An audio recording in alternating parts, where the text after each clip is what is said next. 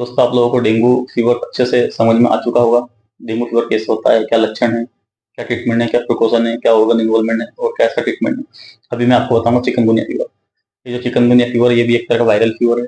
ये भी एक फीवर मॉस्किटो के काटने के कारण होता है, जिसे हम एडिस जिप्टी बोलते हैं, जिसे टाइगर मॉस्किटो भी कहा जाता है। अगर इसके लक्षण की बात करें, सिम्टम की बात करें, तो उसमें पेशेंट को हाई ग्रेड फीवर रहेगा, सेम अपने डेंगू फीवर की तरह। साथ में इसमें पोलीआर्थराइटिस रहेगा, पेशेंट को सीवियर जॉइंट पेन होगा, पोलीआर्थराइटिस रहेगा, मसल्स पेन रहेगा, जॉइंट पेन रहेगा। उसके बाद पेशेंट को पोलीआर्थराइटिस में पेशेंट लैंड अप कर जाता है। पोलीआर्थराइटिस में क्या होगा, पेशेंट को जॉइंट पेन तो रहेगा पर जॉइंट पे स्वेलिंग नहीं आएगी। और इसमें पोलीआर्थराइटिस हो जाएगा पेशेंट को। पोलीआर्थराइटिस में पेशेंट को दर्द के साथ साथ जॉइंट्स में सूजन आ जाएगी। और मेनली जो आपका चिकनगुनिया फीवर है, इसमें आपके जो पेशेंट के जो बॉडी के स्मॉल जॉइंट्स है, ये इन्वॉल्वमेंट होता है। वहीं आप अगर डेंगू फीवर की बात करें तो पेशेंट के लार्ज जो जॉइंट होते हैं, बड़े जो जॉइंट होते हैं, वो उनका इन्वॉल्वमेंट होता है। जैसे कि shoulder joint, elbow joint, knee joint, hip joint, इनका इन्वॉल्वमेंट आपका होगा आपके डेंगू फीवर में। वहीं अगर हम बात करें चिकनगुनिया फीवर की, तो चिकनगुनिया फीवर में पेशेंट के जो स्मॉल जॉइंट होते हैं, उनका इन्वॉल्वमेंट होता है। तो पेशेंट को पोलीअल्थराइटिस होगा, पोलीअर्थराइटिस होगा। पोलीअर्थराइटिस में पेशेंट के जॉइंट्स में स्वेलिंग के पेन के साथ साथ स्वेलिंग आ जाएगी और इन्फ्लेमेशन हो जाएगा। उसके बाद अगर हम बात करें तो पेशेंट को टेंडोनोसाइनोवाइटिस हो जाएगा। टेंडोनोसाइनोवाइटिस में क्या होगा, पेशेंट का जो जॉइंट्स होते हैं, जॉइंट्स जो टेंडन्स होते हैं, टेंडन्स में स्वेलिंग और इन्फ्लेमेशन हो जाता है, जिसे हम टेंडोनोसाइनोवाइटिस बोलते हैं। जब भी किसी पेशेंट को, कोई पेशेंट आपके ओपीडी में आता है या आपके डे केयर में आता है या आपके हॉस्पिटल की इमरजेंसी में आता है, तो वो कंप्लेंट देता है हाई ग्रेड फीवर है, डॉक्टर साहब मुझे साथ में बहुत ऐसे नहीं जोड़ों में दर्द है। तो जब आप उसके जोड़ों को एग्जामिन करेंगे, पकड़ने के लिए छूएंगे, तो पेशेंट आप तुरंत हाथ झटक लेगा, हाथ दूर कर लेगा अपना, बोलेगा डॉक्टर साहब ये आप क्या कर रहे हो, ऑलरेडी मैं अपने पेन में हूँ और आप मुझे पेन बढ़ा रहे हो। तो आपको डेंगू फीवर में जॉइंट पेन रहेगा, लेकिन पालपेट करने पे, एग्जामिन करने पे पेन एग्रावेट नहीं होगा, पेन बढ़ेगा नहीं। वहीं अगर चिकनगुनिया फीवर की बात करें तो चिकनगुनिया फीवर में जैसे आप एग्जामिन करने के लिए हाथ पकड़ेंगे, जॉइंट्स का हाथ लगाएंगे, उसको सीवियर पेन होगा, तुरंत वो पेशेंट चिल्ला कर देगा। तो आपको तुरंत समझना है पेशेंट को चिकनगुनिया फीवर है, क्योंकि चिकनगुनिया फीवर में पोलीआर्थराइटिस के साथ साथ जॉइंट पेन के साथ साथ पेशेंट को जॉइंट्स में स्वेलिंग हो जाती है, इन्फ्लेमेशन हो जाता है, जिसके कारण पेशेंट को बहुत सीवियर बॉडी एक होता है। इस तरह का इसमें जॉइंट्स में होता है पेशेंट को कि पेशेंट एकदम टाइट हो जाती है बॉडी उसकी। वो जो जिस जगह पे, जिस जॉइंट्स पे उसको पेन है, उसका मूवमेंट कराने में बहुत उसको दर्द होता है, मूवमेंट रिस्ट्रिक्टेड कर देता है वो।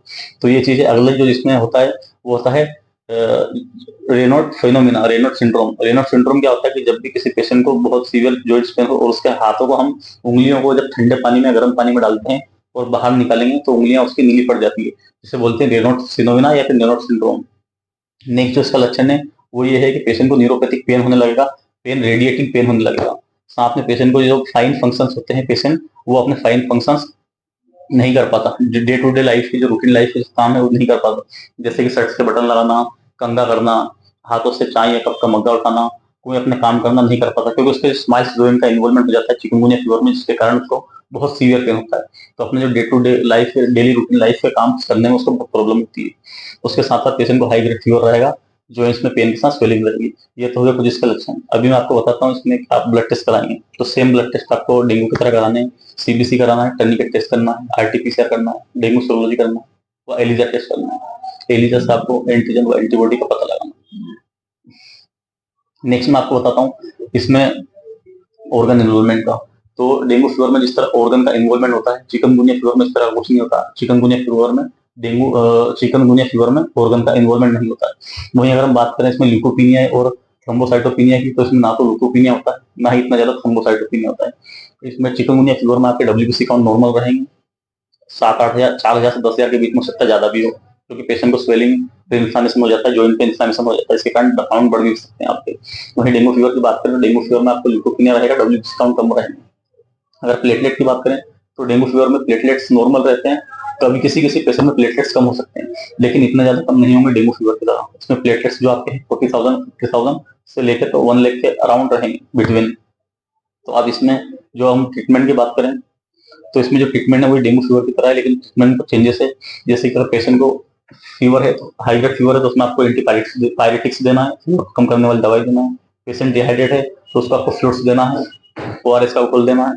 थर्ड जो चीज है, अगर पेशेंट को सीवियर बॉडी पेन है, सीवियर जॉइंट्स पेन है, तो उसमें आप एनाल्जेसिक दे सकते हैं, क्योंकि इसमें इतना ज्यादा थ्रोम्बोसाइटोपिनिया नहीं रहता, प्लेटलेट्स कम इतने ज्यादा नहीं रहते, तो इसमें आप एनसेट्स और जो एनाल्जेसिक का यूज कर सकते हैं। फिफ्थ जो चीज है वो कि इसमें आप एस्पिरिन का यूज कर सकते हैं, जो कि आप डेंगू फीवर में नहीं कर सकते। तो चिकनगुनिया फीवर में आप एस्पिरिन टेबलेट का भी यूज कर सकते हैं।